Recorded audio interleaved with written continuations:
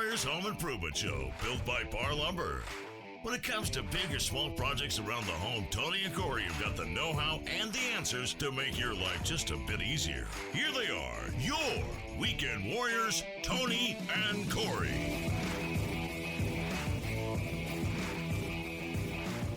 Hey, welcome to the Weekend Warriors Home Improvement Show, built by Par Lumber. I'm Corey Valdez. I'm Tony Cookston. Thanks for tuning in with us today. We've got another great show lined up for you. We are on location today at Par Lumber in Springfield, Oregon. This beautiful brand new store that we're sitting out in front of.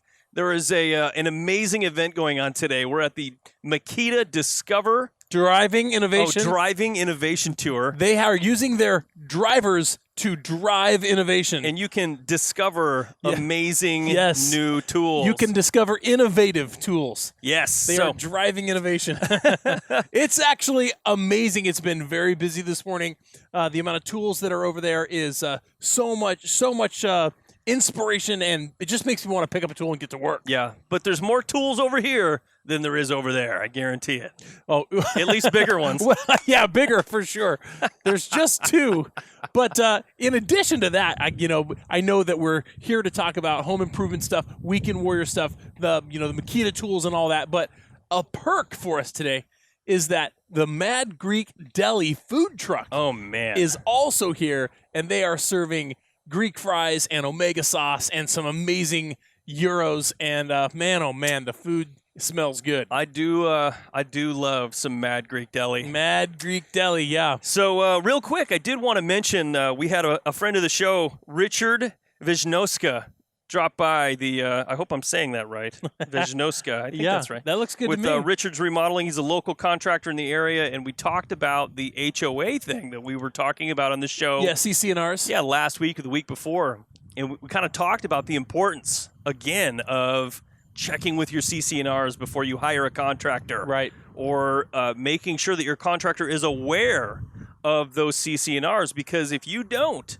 he actually told us that if he doesn't read them, he could potentially be held liable, and he would have to pay for it to get it repaired if and so the CC&Rs said, no, tear it down or change it or whatever. Right. So it's just important. It's one of those things that you should really look at when you live in an area where you're required to have CC&Rs, or you have, what's the other word for it? You have rules and regulations that are put up by your neighborhood. That is very important. You can, as the homeowner, be held liable, as the contractor, be held liable. So really, this is for everybody. Understand those rules and regulations set forth by your neighborhood, your HOA or CC&Rs. Absolutely. So anyway, we're hanging out here at the Par Lumber in Springfield. It's a brand new store, Tony. This is a stunning location. You walk in, it's gorgeous, brand new, everything, all of the shelving, all of the supplies and tools and everything you need to build a house is in here. Yeah, downtown Springfield, right off of A Street. Very easy to find, easy access. You can see all the entire lumber yard, from the street, and the store inside, recently remodeled, looks really, really nice in there. And this is an amazing facility. Yeah.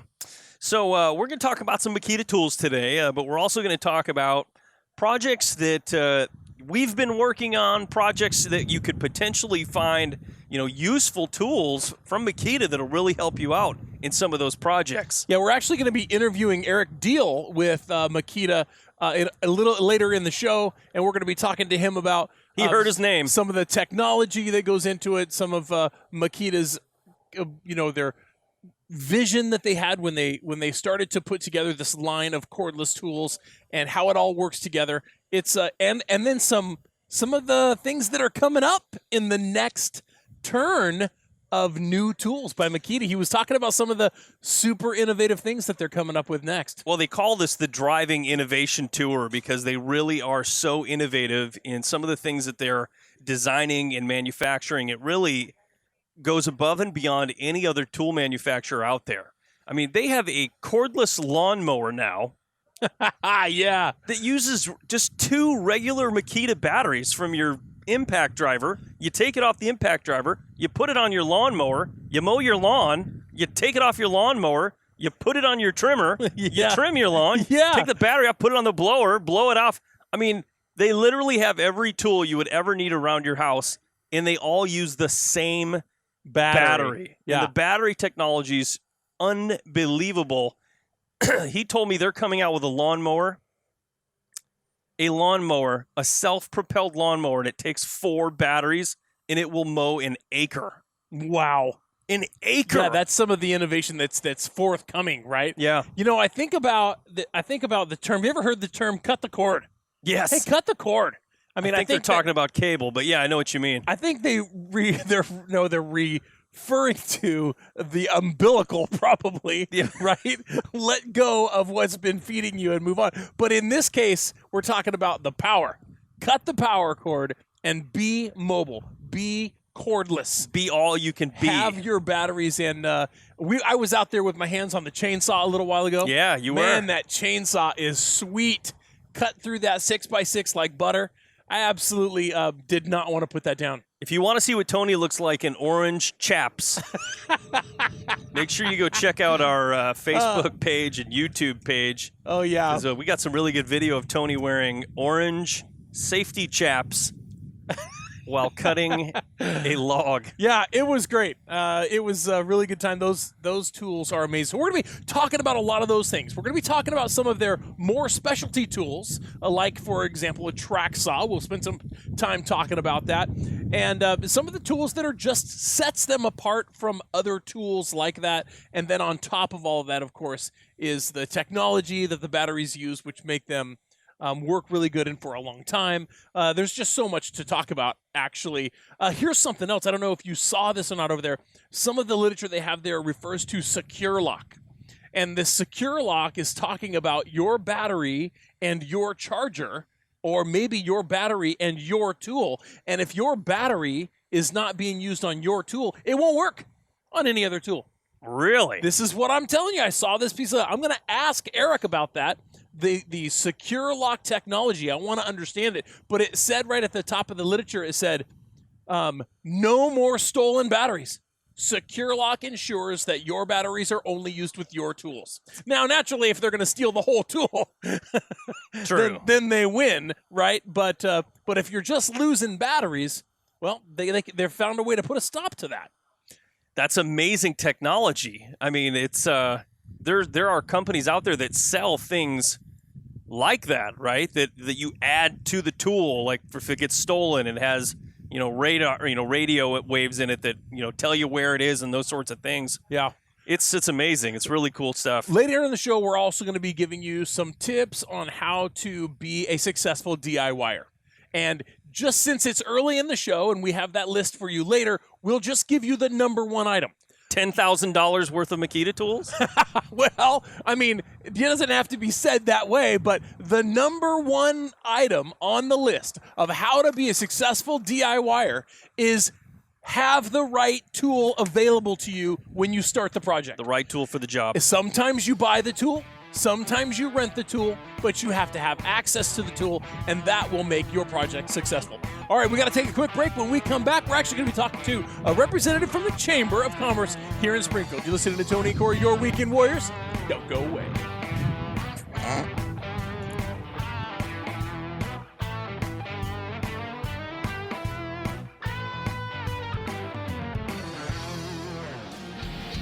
Hey, welcome back to the Weekend Warriors Home Improvement Show. Thanks for staying with us. I'm Corey Valdez. I'm Tony Cookston. And we are on location today at Par Lumber in Springfield on a windy day here. Yeah. And we're here for the Makita Driving Innovation Tour. There's a big Makita truck here selling some amazing deals. Inside, you get a bunch of free batteries. So next time you're around and you hear about the Makita Driving Innovation Tour, you should swing by. Yeah. We have a special guest sitting down with us today.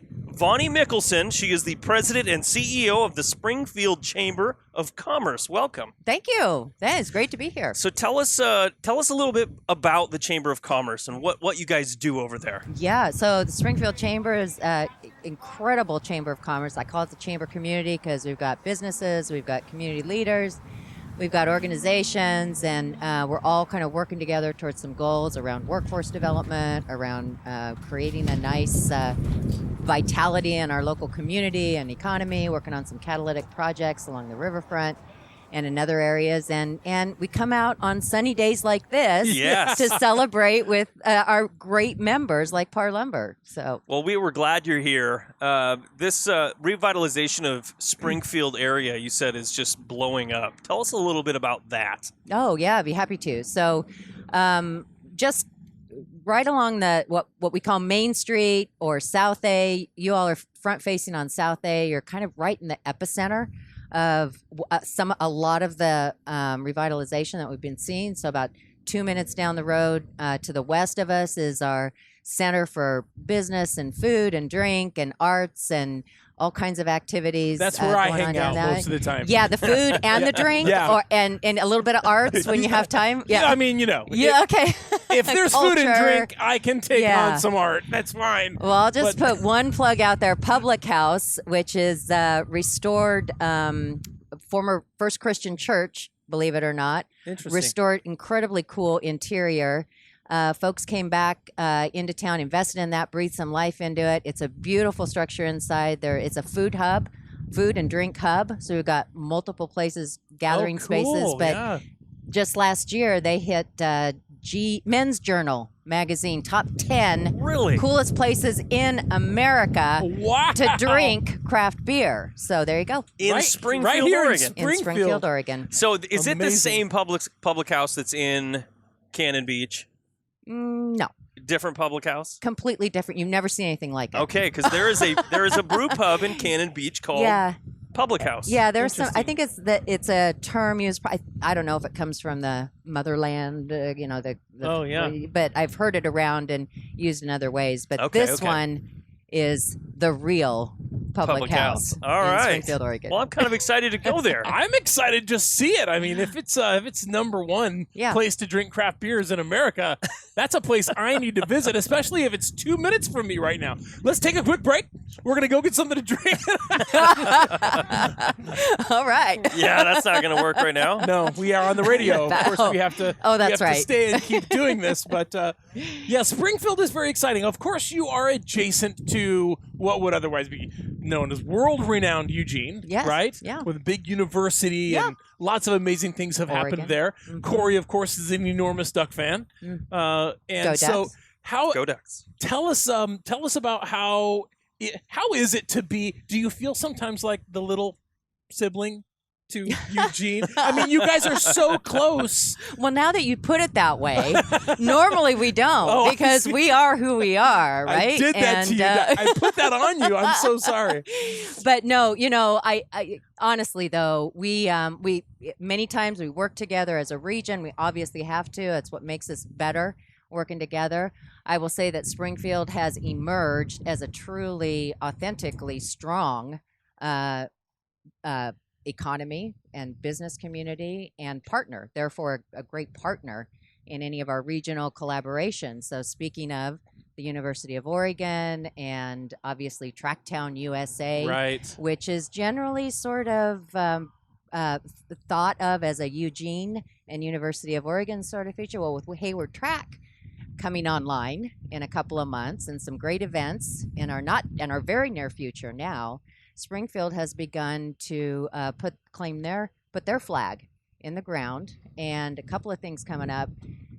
Olympic trials in this summer, 9-day event in July, Springfield, Oregon, downtown Springfield, around nearby the public house, but also a number of our other blocks in downtown Springfield will be the race walk. So the official race walk of the Olympic trials. So first time ever held in Springfield, downtown Springfield. So it's a big deal That's because huge. we That is a intend to big get deal. a lot of fans and obviously the participants. And I guarantee you that our businesses and our community will come out and be a great cheering section for that. So we're going to make a great mark there. So we're getting ready for that, preparing for that, getting our businesses excited and our community excited.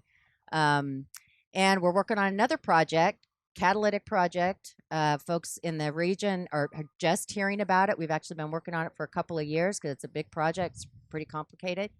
but an indoor track and event facility Wow. that will be complementary to the incredible world-class outdoor at Hayward, and just a couple stops on the MX away from all of that will be the indoor track and event house. So, interesting thing about the indoor track, the one that we are designing and conceiving is on indoor tracks, we 200-meter track, and they're banked, right? So if you know anything about indoor track, well, this particular one is a hydraulic track. So in about 5 minutes, with a push of a button, it goes flat. Really? Whoa. And so those events, like for example, even though we love having the home builder show at Willamette, but we know during that time that our Willamette folks can't, access and use the courts and so on and so forth. But what this facility will do is it will address a huge unmet demand in our whole region for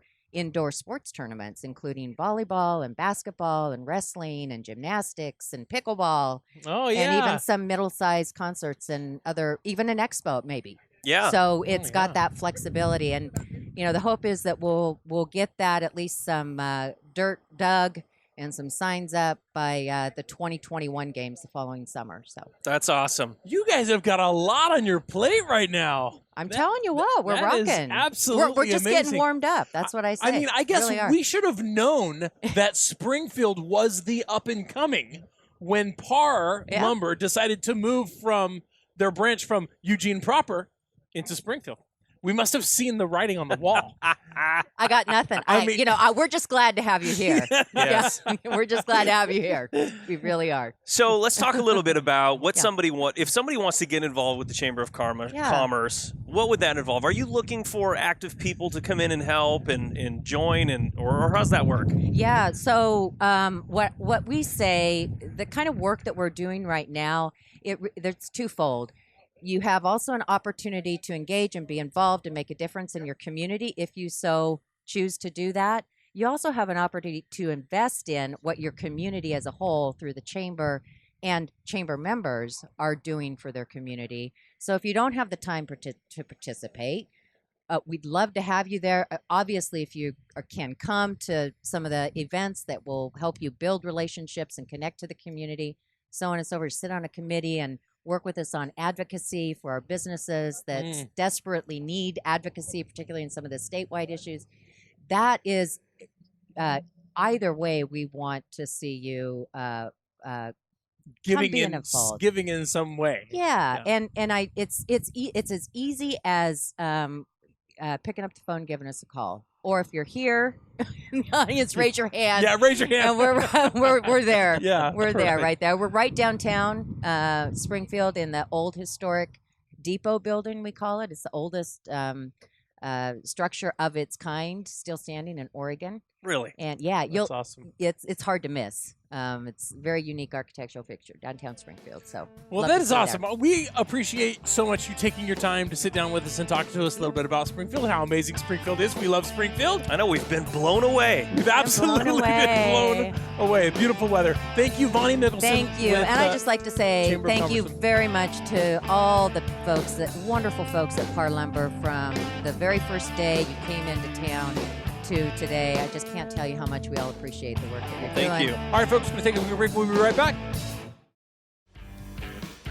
Hey, welcome back to the Weekend Warriors Home Improvement Show. Thanks for staying with us. Today we're on location in Springfield, Oregon at the brand new Par Lumber that we just put up here, and it is gorgeous. Yeah, we actually relocated since we had to move inside since our last segment. It got to be super windy out there. We were getting blown away. We almost lost our canopy, and the weather is beautiful. It is beautiful, but somehow this sneaker wind came in and just started blowing our stuff up. So we moved in. It's a little echoey in here, but it's not too bad. It's fine. It's fine. We're happy to be nice and warm in here and not getting blown away. Absolutely. Well, we've got another guest. In our last segment, we talked to the Chamber of Commerce, Vonnie with the Chamber of Commerce. Vonnie Mickelson. Here in Springfield. But now we're moving on to the star of the show. This is the star of the show, Eric Deal with Makita. Thank you, guys. Appreciate being on the show today. I really appreciate you having me. Here's the thing, Eric. We're excited to be here. Here's the thing. We have to talk about this because you're like, this is the way I think about you, right? You're kind of like the Coors rep or the Budweiser rep whenever they show up at an event or a party, right? Everybody wants to be your friend because you have the coolest product in the place. Do you ever just feel kind of like, yeah, I got this great stuff, you know? I definitely feel like that. When we show up to an event and we have all the cool new tools, everybody wants to stop by and check it out. And it's definitely something that attracts people and brings them in to be able to talk about all the new technology and all the new tools that are always coming out, because there's always something new being released from Makita. Well, Tony and I's show we call it the Weekend Warriors Home Improvement Show because we are weekend warriors. And, we always say you have to have the right tool to be a successful weekend warrior. And Makita really falls into that. Everything you guys make is so well thought out, from the batteries to every tool. I mean, it's really incredible. And Tony and I were talking about that in the last segment or a couple segments ago about the different innovative things you guys are doing, which is what we kind of want to talk with you about, some of the cool new stuff you guys are coming out with, because I think last time we talked to you, the battery technology is getting crazy. You guys are doing unbelievable things with that. What else is going on with those batteries? So the battery technology is always evolving, and the motor technology is actually always evolving. We have a new system of batteries coming out. We have our current 36-volt system of batteries that are 218 volts running off a single tool, and we have our new 6-amp-hour battery that has extended the runtime of those 36-volt tools. The motor technology, so not a lot of people know this, but Makita got started over 100 years ago as a motor manufacturer. So we are one of the only tools. Really? Yeah. And we've been in business for a long time making just professional power tools. And we make our own motors. We design the tool around the motor. We make our own motors, and that's why our tools now are replacing gas tools. They're replacing corded tools, because the innovation and technology of the motors and the batteries are taking off for us. I mean, you guys literally have put all of your eggs in the cordless basket, the proverbial cordless basket. Yes. Oh, yeah. Any new technology being researched is all about cordless. We're shutting down our gas facilities because that whole market, even our gas equipment, is moving cordless. Now, the motor technology and the battery technology, we can replace corded tools easily. That happened a few years ago. Now we're replacing gas tools. It's truly amazing because, we talk about on the show all the time, getting ready for the fall, getting ready for the spring. And a lot of that, the things that you have to do revolve around gasoline engines. Hey, take the gas out of your lawnmowers and your weed eaters and all of your small engines because it will ruin them over the wintertime. And the same thing, when the spring comes, you got to get all that stuff cleaned up, get it ready. Because I don't know how many times I've gone out to try to start something, my mower or my weed eater, and it just, you're pulling and pulling and pulling and pulling and taking it apart and cleaning it out and putting fresh gas. It's very frustrating, and it's terrible for the environment. I mean, they say that a single lawnmower is the equivalent of like 10 cars or something on the road because, the technology in gas automobiles captures all of those gases, but a lawnmower, straight on through. Yeah. And but the biggest drawback, right, was that you couldn't get a powerful enough battery or a powerful enough electric motor to be able to mow your whole lawn.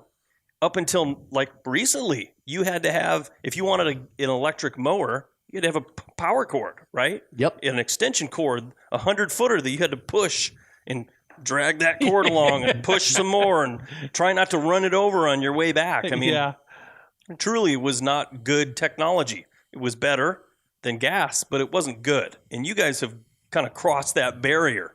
Yeah, and it goes back to the motors. We developed a new motor that has the rotor on the outside. We call it an outer rotor motor. An outer rotor. Yep. Outer rotor Say motor. that 3 times fast. Duder. That along with the 36-volt technology of twin batteries has been able to take the mower cordless. Our current mower will do a 7,000 square foot yard. Our next generation of mower, which will hold 4 batteries, it'll run on a 36 and then switch to the rear 36. you're going to get easily over a half acre with a self-propelled 21-inch deck mower off of a battery technology. That's Wow. amazing. Adding a new capability in the self-propelled and extending the life of the or what it'll do on one set of batteries. That's amazing. Yeah, and it just keeps getting better and better as this technology is coming out. We just keep launching new tools from construction, doing stuff on the weekends. Then that battery you can take, throw it in your mower, throw it in your cordless coffee maker, and you can move batteries from what you're using through the week to take them home and also power your home on the weekend. But Makita has come a long way from the old banana battery. Do you remember the banana battery, or have you seen pictures or heard people tell Or stories? the long, narrow 9.6 volt ones Yeah. you're talking about? I keep one of those tools usually with me at all the events, a working 9.6 volt drill to show people that Makita's quality is a 30-year-old cordless tool that is still running. No other manufacturer can bring out a 30-year-old cordless tool and drive some screws with it. I'll tell you what, that tool, we sold countless of those tools. That 9.6 volt Makita drill, man, that was the hottest thing on the market at that time. And it's Had funny. the really long handle. Yeah, really long handle because it had to house the really long battery, which was really great. But it's funny because it has been so long. It was so popular back then. And to see how far you guys have come with cordless technology since then is just amazing to me. I'm really interested in this battery technology because there's a lot of technology going into batteries these days. The original ones were NiCad, right? Nickel cadmium. Yep. And then out came nickel metal hydride.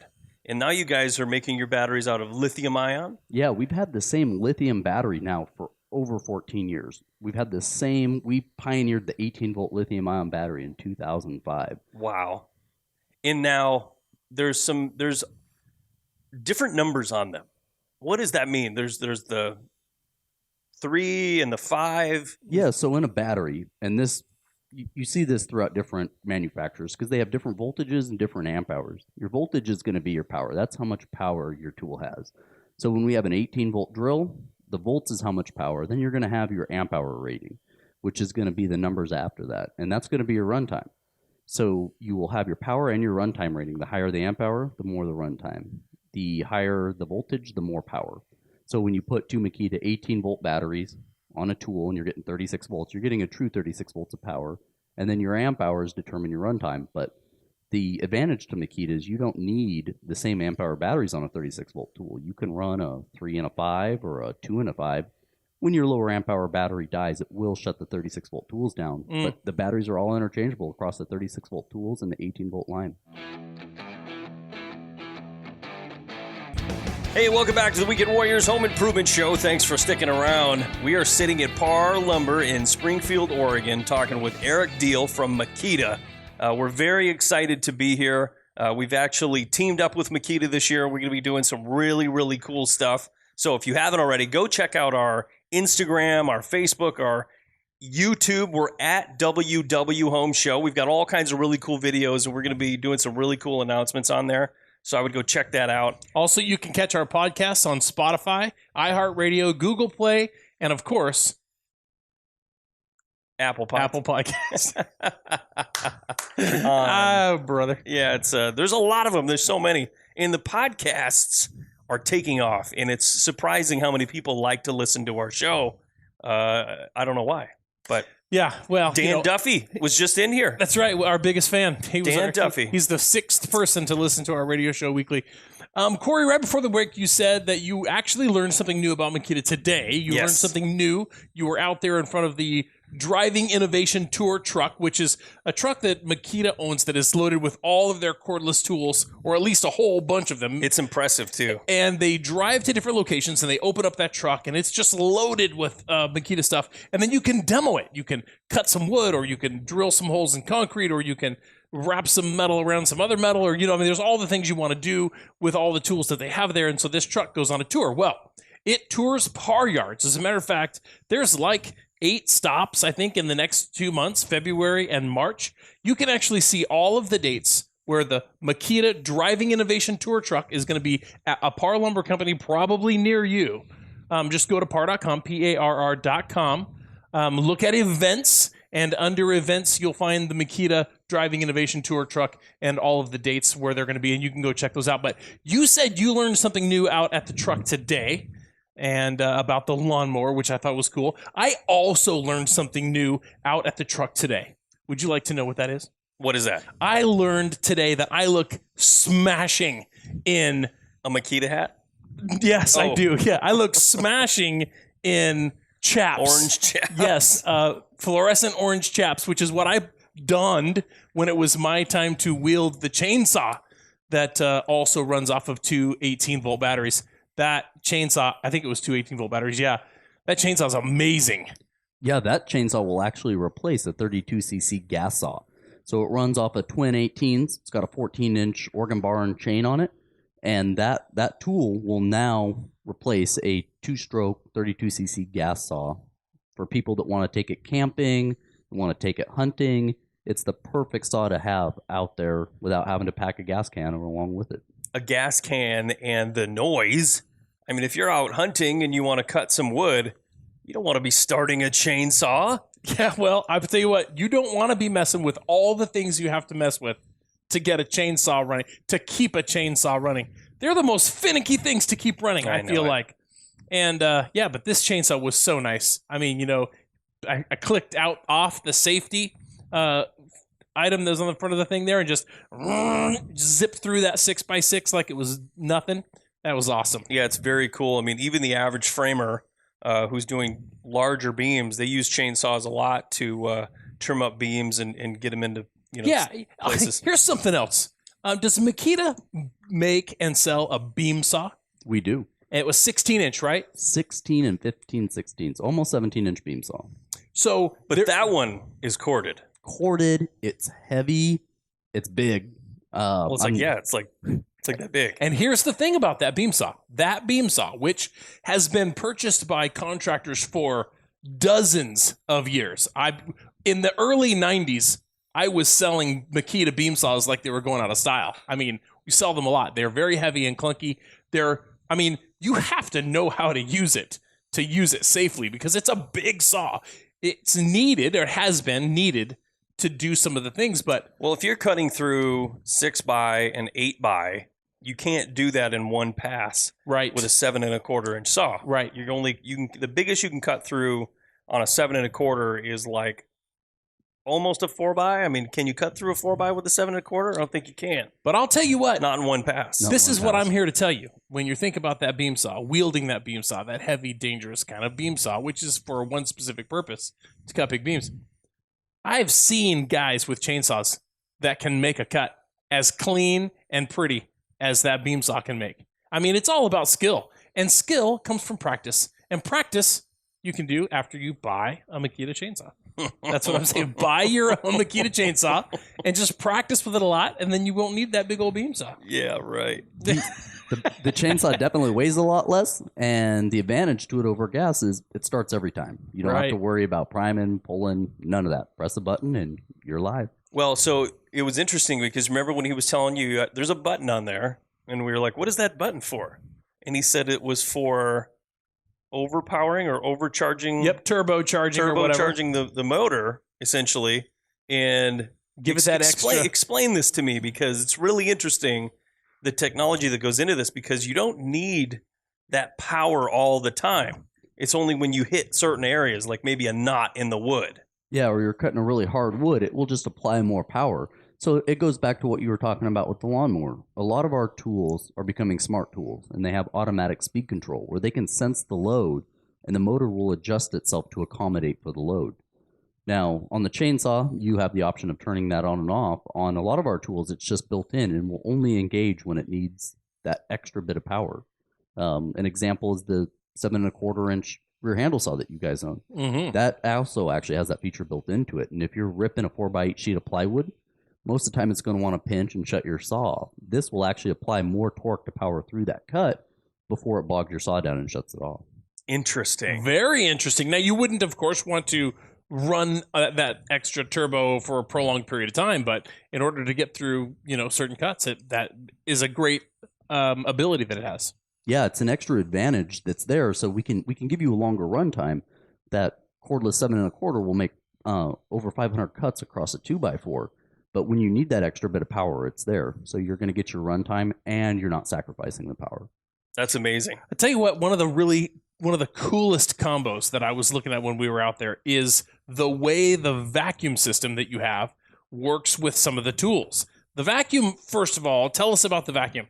So the vacuum, we make a few that are actually backpack. We make 2 different styles of backpack or canister cordless vacuums. They're 36, running off the twin 18s, but they have a system that we call AWS, or Auto Wireless Start. And what that'll do is, when you have a tool that has the same technology, the tool will turn your vacuum on and off with the trigger of the tool. So you're not running your battery vacuum constantly and running your batteries down. You're only getting the suction when you need it. That's awesome, because in the shop, when Corey and I are working, I feel like the one statement that he makes more than any other statement is, turn on the vacuum, turn off the vacuum, turn on the vacuum, turn off the vacuum. I thought it was stop, don't do that. Yeah, that was the other one. Stop it. They were both very, very, I hear them a lot. But yeah, that's the thing. You have to turn on the suction or the vacuum, operate the saw, and then turn it off. But with Makita, the synced, right? Which It's like a Bluetooth, right? Yeah, which actually brings me to my next question, which I saw a piece of literature out there that said sync lock.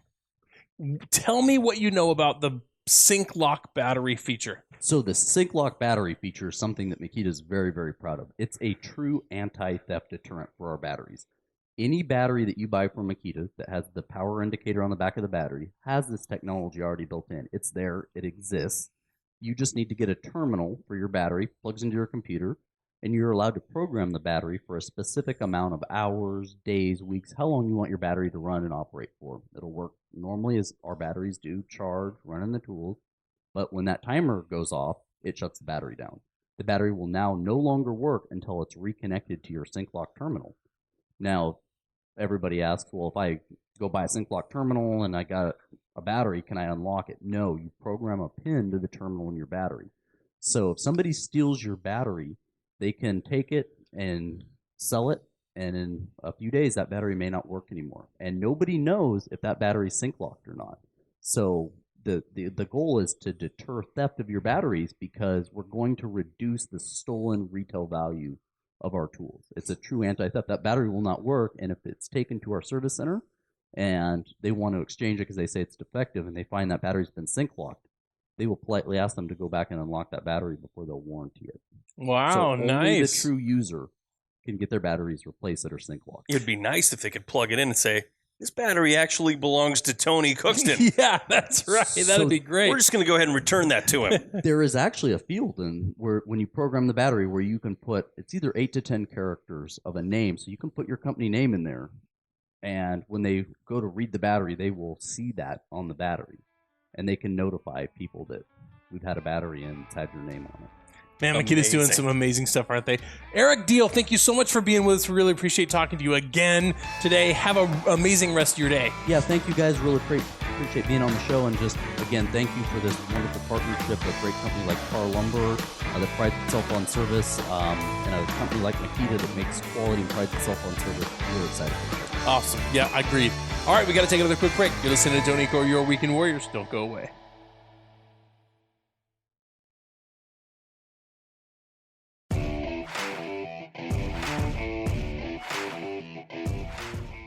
Listening to the Weekend Warriors Home Improvement Show, built by Par Lumber. When it comes to big or small projects around the home, Tony and Corey have got the know-how and the answers to make your life just a bit easier. Now, here's Tony and Corey. So let's talk a little bit about being successful, things that will help you become a successful DIYer. And quite honestly, the number one thing that I do personally that makes my project successful is planning and budgeting. If you don't have a proper plan for how your project is going to go together and budget for contingencies, you know, when you're demoing out an old bathroom, which is my next project, right? You know, I'm demoing out my hall bath and I'm demoing out my master bath. And I have gone through and I have priced everything out that I think is going to go into it. Did I think of everything? No. Maybe not. Yeah, absolutely not. I mean, there's going to be things where I'm going to go, shoot, I forgot that one thing right there. And it might be $10 or it might be $200. But if you don't put any sort of buffer in any project, you're asking for trouble. Contingency. And here's the thing. If you don't plan it out properly, for instance, day one, and you're like, I hate this bathroom, I'm demoing it out. Bam, bam, bam, bam, bam. Take your hammer, smash everything out. Now what? Oh, I guess I better go pick out a vanity. Well, a lot of times, unless you're walking into a par cabinet outlet, you can't walk out with a vanity. You have to order it. It might take 2 weeks. It might take 3 weeks. It might take 2 months. You don't know because you didn't plan out. Yeah, I thought I thought what you were going to say was demo day. Bam, bam, bam, bam, bam, bam, bam. Now what? I better go rent a portalet because I don't have a bathroom right now. That too. This is another thing to think about, right? It's a working bathroom. Unless you have another bathroom that's going to suffice, then that's something you have to consider. Absolutely. And think about that. And if you say, well, I had a friend of mine call me one time, a different friend. I have another one. Trust me. You do? He calls me up and he's like, hey, man, I want to get my bathroom remodeled, his master bathroom. Do you think we could get it done this weekend? No. And I said, say what? I mean, he wanted to start on Friday and be done with it by Sunday. And we're talking major bathroom overhaul. He wanted to demo out all the ceramic floor tile, the shower, re-tile everything. And I said, you are out of your mind.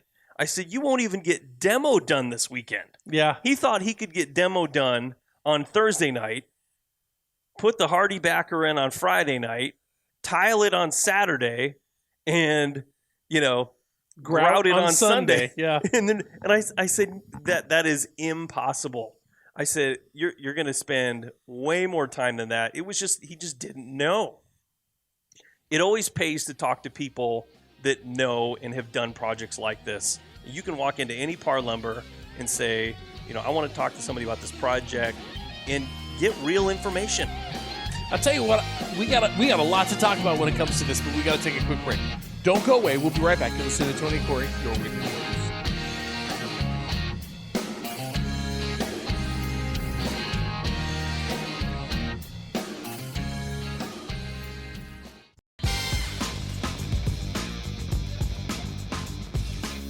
Welcome back to the Weekend Warriors Home Improvement Show. Thanks for staying with us.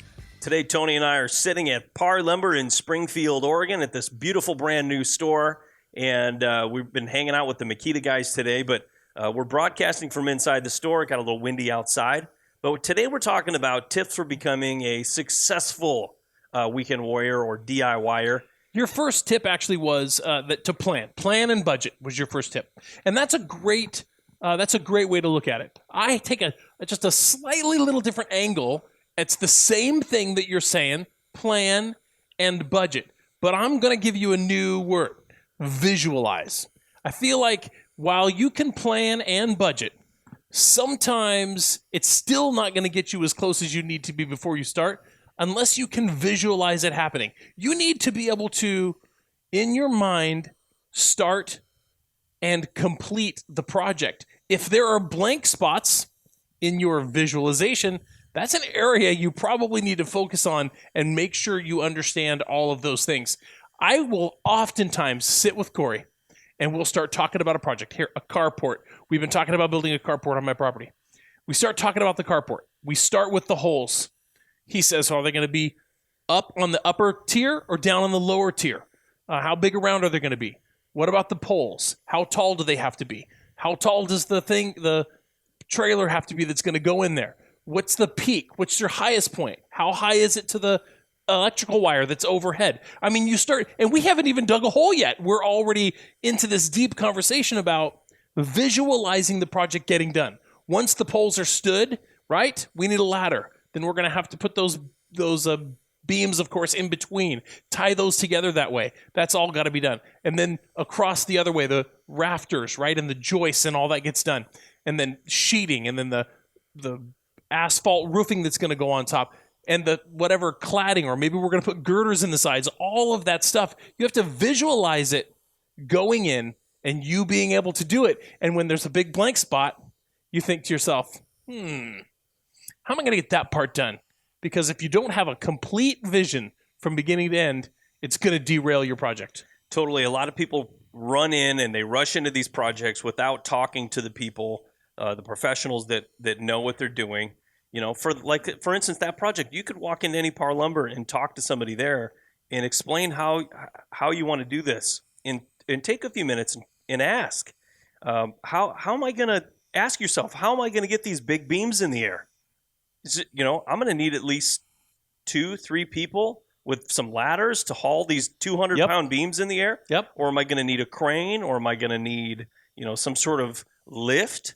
You want to have these things in place, but like you said, before you start digging holes and getting a big pile of material delivered out there.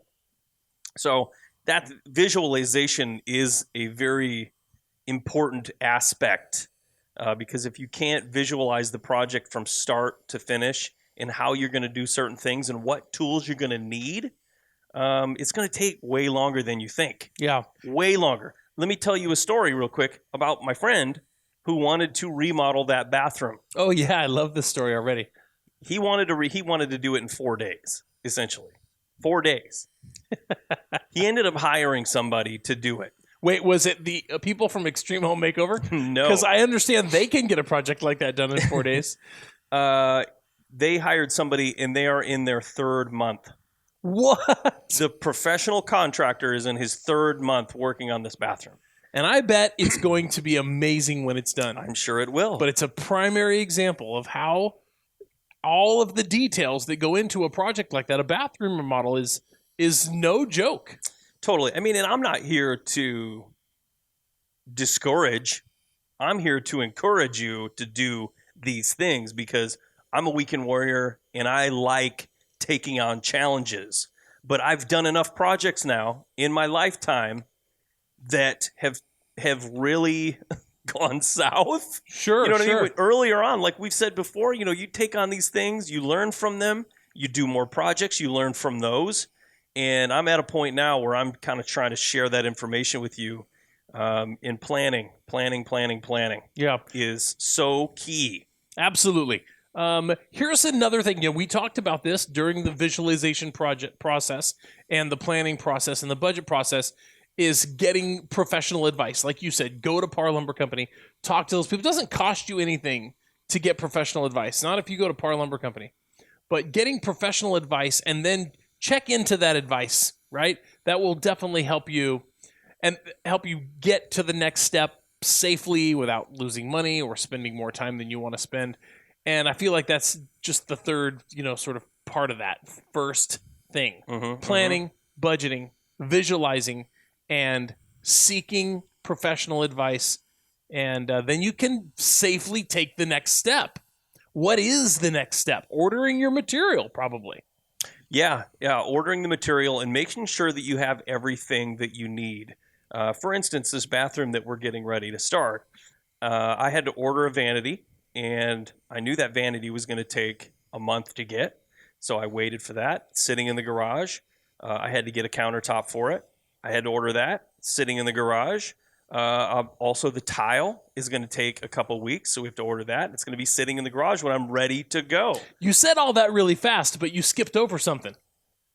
Did you buy the first vanity you quoted? I did not.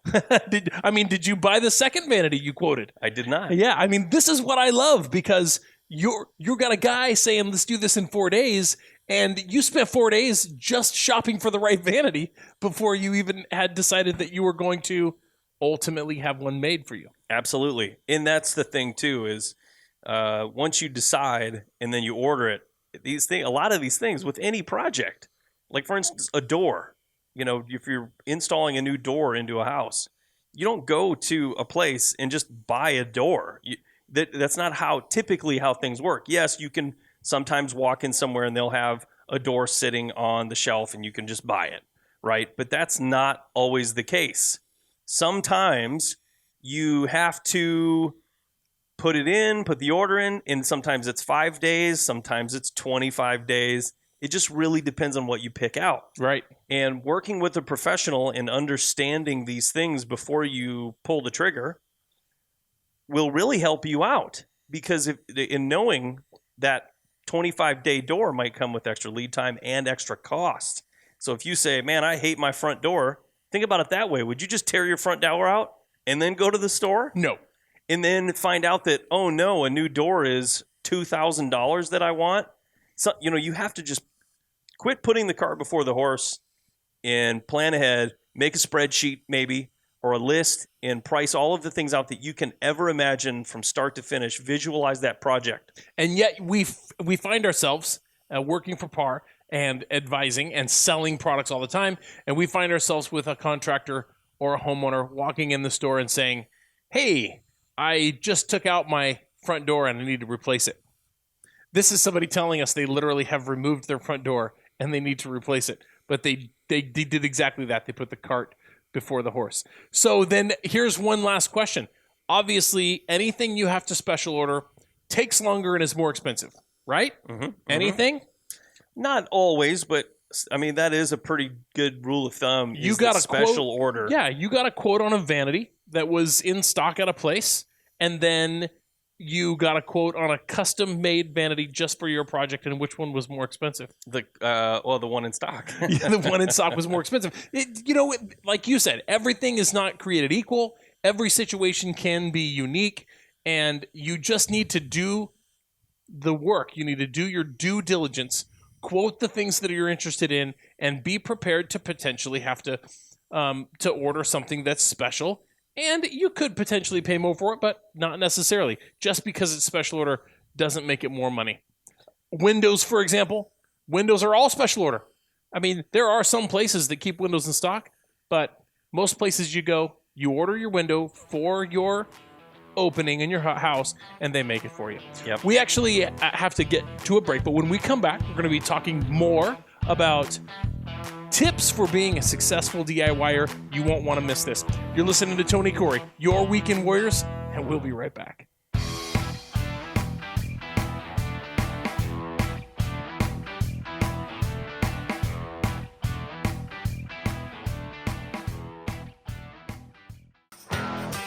Welcome back to the Weekend Warriors Home Improvement Show. Thanks for sticking around.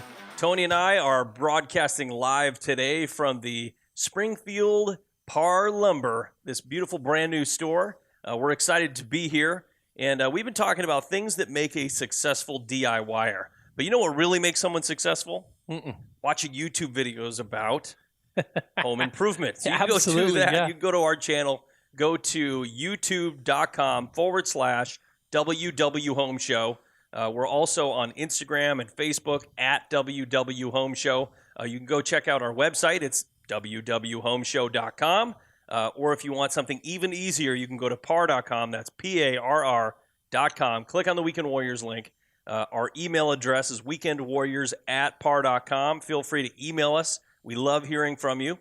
Tony? If you prefer to consume this content via podcast, then you will find our podcast on Spotify, iHeartRadio, Google Play, and Apple Podcasts. It's a lot to remember. Consume content. Yes. Sounds so It's very professional. utilitarian. So here is the next thing. The next thing on our list of tips on how to be a successful DIYer. Here it is. This is a big one. You need to be able to accept imperfection. We talked about planning. We talked about budgeting. We talked about visualizing. And we talked about taking the advice of a professional, right? Now, we're not telling you to hand it over to a professional. We're saying accept the advice of a professional. And then when you start doing this project that you've never done before and that you only have just conversation about and visualized, you have to realize that it's not going to magically come together like it was done by a professional or by a machine, kind of like or something. Kind of like the first time you attempted sheetrock, and the 27th time I know. attempted sheetrock. There's just certain things that take a lot of repetition. Yeah, I mean, you just need a lot of practice. Practice, and experience. Obviously, you're not going to get practice without practicing. And some people don't have projects to do around their house a lot. So I mean, it actually, for me, I've helped a lot of other people with projects. I've gone to Habitat for Humanity builds and helped out, and you learn a lot of things, and you pick up a lot of information, how to use tools properly, the right tool for the right job. You learn those things by helping on other projects or helping in any other situation that you can. So I mean, that's a pretty good tip. You will get better at that stuff by helping your friends do their projects first. And then when you do your project second, both they're better at it and you're better at it. So your project will end up better than theirs. Unfortunately, my project was first when it came to kitchens. But you know what? I'll tell you what, folks. I had to accept a lot of imperfection on my kitchen project. I'd never done it before. And I got into a few things that I just simply didn't really know how to do. And while it came through and got done, almost done, it's always 90%. There were some things that I would have done a little differently, or maybe I wished I'd have been able to do a little bit better. But you know what? I'm super happy with the project. I'm glad that I did it, and it did improve the resale value of my home, and I wouldn't go back. But I had to accept some imperfection. Yeah, no, you did not accept any imperfection on your project. I typically don't. I mean, honestly. I know you don't. You are a perfectionist. I am a perfectionist when it comes to my own projects. And I mean, I feel like I've learned enough over the years that I can take my time. If I take my time, I can really do something well. And if I don't have the proper tools, I'll make sure that I do. Don't you feel like, though, at some point in time in your DIY history that you were at that point? Absolutely. You were, but Absolutely. you've moved past it. You've graduated. I've moved to the next level of, I mean, I'm not a professional by any means, but I feel like that if I take my time and I do it right, that it turns out that you would never know the difference between the work that I'm doing. And if I physically can't do it, no matter how hard I try, then I hire it out. Oh. There are aspects of any project that I've done that I don't feel comfortable doing it. I will hire that out to a professional plumber or a professional electrician, a professional sheetrocker. I mean, a professional sheetrocker, in my opinion, is an artist. They come in there and they do their thing, and when they leave, it's so nice. And it's very difficult to make sheetrock look nice, and especially in a small room or a big room. I mean, you're going to see these things, and that drives me insane. You're not a master at level 5 smooth wall? No. Yeah.